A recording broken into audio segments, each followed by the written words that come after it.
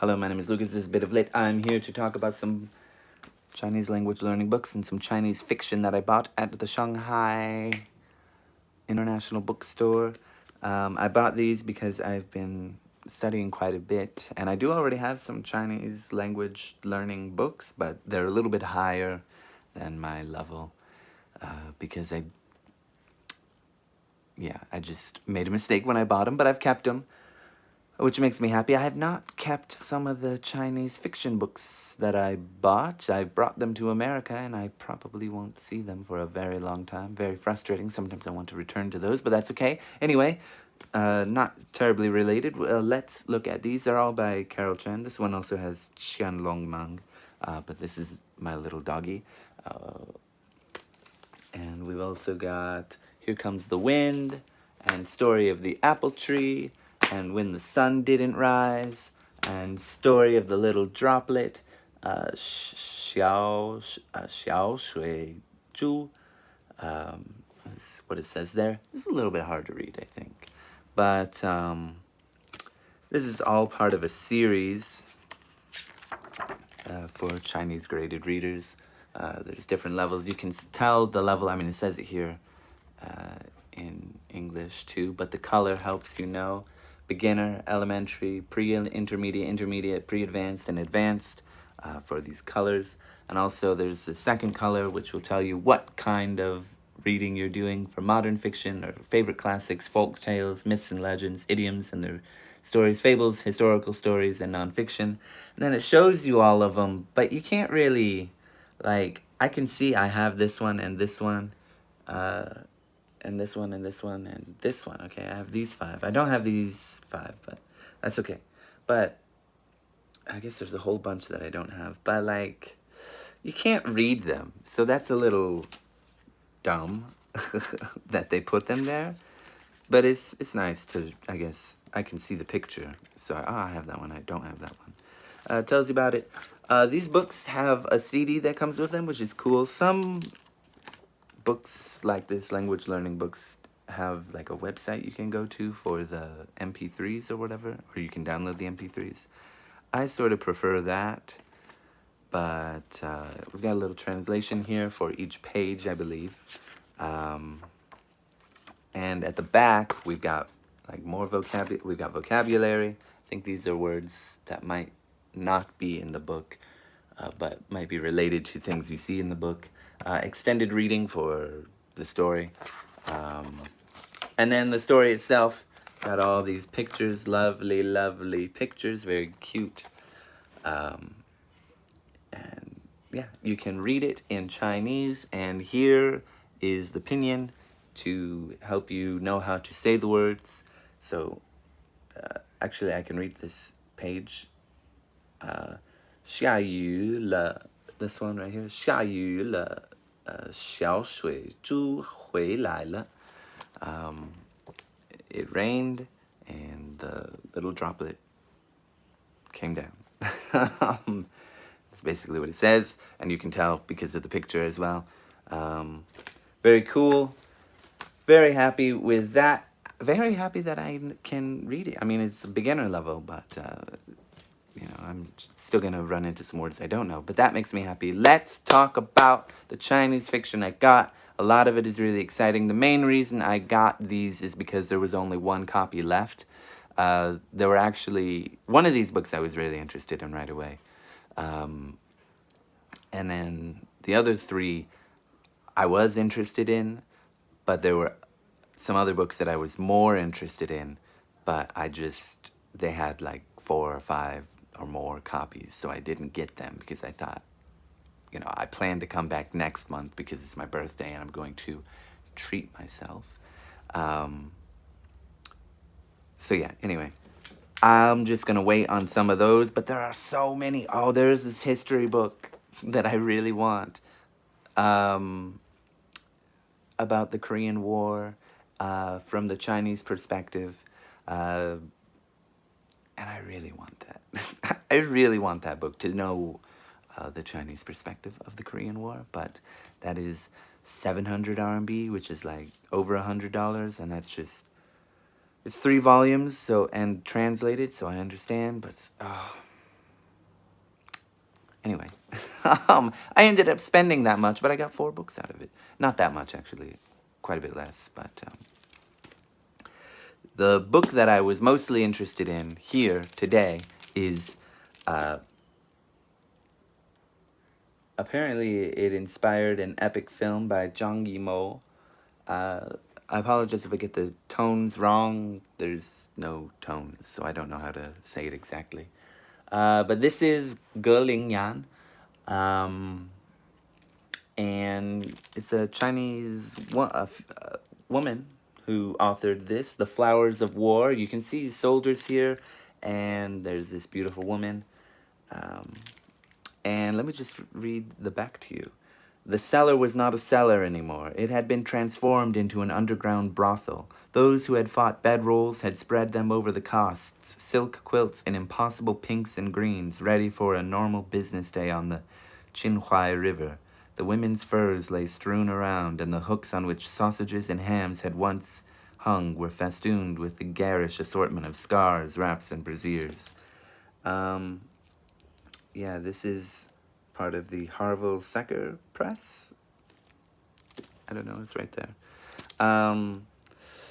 Yeah, I imagine it's going to be about women at a brothel during a time of war. My guess would be the Chinese-Japanese War, but we will see. This looks fairly modern kind of war, so I don't know, it looks interesting, and I was looking for novels by Chinese women. There were also some books by Eileen Chong, but again, there was only 1 copy of this, so I got this, and the Eileen Chong books, there were 5, 6 copies of both of the ones, but in due time I will get those. We've also got this other one, which looks really interesting, by Bi Feiyu, Massage, and I don't know exactly what this is supposed to be. Maybe Braille, right? Could be. This is part of Penguin Viking, and it's about this man. Wang Daifu is blind and works as a practitioner of Tuina, a traditional form of pressure point massage in the burgeoning metropolis of Shenzhen. His is a unique coveted skill, yet it is one of the few options open to the visually impaired in China. When he loses his life savings on the stock market, he returns to his provincial hometown, fiancé in tow, to work for an old classmate. But the transition is not easy as Wang struggles to deal with his own career frustration, his brother's gambling troubles, and the pressures of pleasing his wife-to-be. His fellow workers have their own stories. Du Hong is a former pianist whose striking beauty goes undetected by her blind colleagues. Strong-headed Jin Yan travels cross-country in pursuit of a man she has never met, and Xiao Kong hides her relationship with Wang Daifu from her parents. Okay, sure. Together, these fiercely independent people are, I don't know, because the sticker price is there, are something united by the challenges of their shared disability. Amid growing uncertainty, the members of this diverse community draw support from one another as they navigate their world of darkness. And I got it. I mean, I was really interested in it because it's about people with disability and them trying to make it in the world, I guess. I don't know how else to say it. And yeah, that's of interest to me, so it was kind of cool. I've heard about this like kind of massage that blind people do in China. I've never seen a place for it or known that I saw a place for it. I've never been to a place for it. I don't know if Shanghai is popular in Shanghai or not, but pretty cool. Sounded really interesting. Looking forward to it.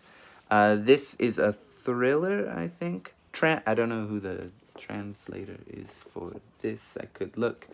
Well, I'll make a video for it one day. We'll talk about that. This is by Xueyin. It is A Devil's Mind, and it's translated by George A. Fowler. Looks really cool. We've got some beautiful women there. When two horrific murders are linked, Han Yin must find the culprit before he strikes again. 16 years ago, in a gray Chinese city, a sanitation worker made a disturbing discovery. She was unlucky enough to find a body, an unrecognizable mass stuffed into a zippered bag. For years, the murder remained unsolved, and the police figured it was an isolated crime in their otherwise safe community.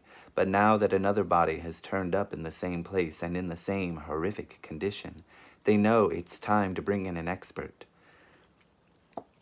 The police, desperate for answers, call Han Yin, a handsome 30-year-old criminal profiler, renowned for his ability to interpret micro-expressions and see through lies. He is the perfect man to investigate this list of seedy suspects, along with the help of an aloof but sharp forensic pathologist and the beautiful chief of criminal investigation. Han Yin must navigate the city's dark alleys and darker secrets. As a new wave of violence hits, will he be able to determine which crimes are false leads and which ones might be linked to the brutal killer?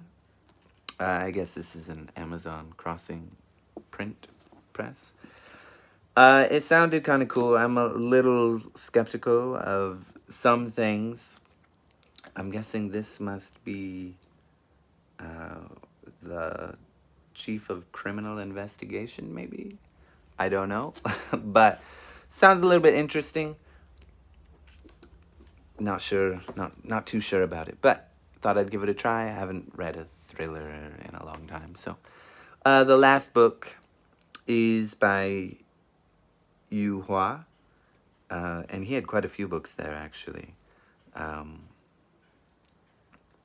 He's the author of Brothers and To Live, and this is the 7th day. I haven't read anything by him yet, but this book I was also really interested in because it was wild, and it was like right up my alley for the weird and unusual, much like Mr. Nothing.